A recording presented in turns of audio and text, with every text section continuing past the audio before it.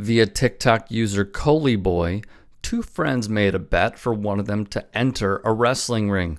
This is why he would immediately regret it. Right as he makes his way in, the amateur wrestlers throw a litany of punches and kicks as his friends laugh on in the background. After more boots to the face and body land, security finally grabs the friend and he gets tossed to the ground. Then, one of the wrestlers slides out and continues pummeling him. He is pummeling him.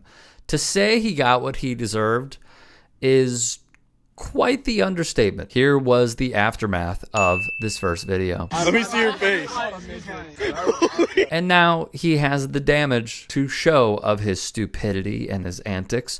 2Fab picked up on the story and wrote, he cements the pinky promise before making his way to the ring and rolling in, but the newcomer got mere milliseconds to bask in the limelight before two of the fighters immediately turn on him, landing a flurry of blows and kicks, booting him out of the ring as quickly as he got in. My buddy got kicked out, Cole explained in the comments. Bouncers thought it was hilarious because they knew we didn't mean any harm, and we told them it was a bet. In the parking lot outside, the video continued, and so did the laughter, as the now humiliated and demasked wannabe showed off the black eye. It's widely known in the community that fans are strictly not allowed to enter wrestlers' domain, and if they do, they are at the hands of the wrestlers, which is what happened. A flurry of strikes pushed him out and onto the floor when a bouncer for the venue managed to suppress his efforts. It is widely known. You pay for a ticket, you watch the wrestlers/entertainers perform, and that's it. You do not go into the field of play and try to compete against them. And unfortunately, this incident is not isolated, even though it seems he came away with minor scrapes and bruises. It can get a lot worse. Recall this story of Joe Black, who flipped a fan's hat and, well, the fan hated it. Via Cassidy Haynes, the fan headbutted Black, which prompted him throwing punches. Security would get in between the pair and separate them, but this sort of conduct is inexcusable. Black then tries going at the fan a second time. Finally, after much commotion, the fan would be escorted out. As we've gone over previously, Seth Rollins was attacked by a fan in 2021. ESPN would report the culprit, Eliza Spencer, 24 years old, was charged with attempted assault and attempted violation of arts and cultural affairs, or disrupting a live sporting event, according to the NYPD.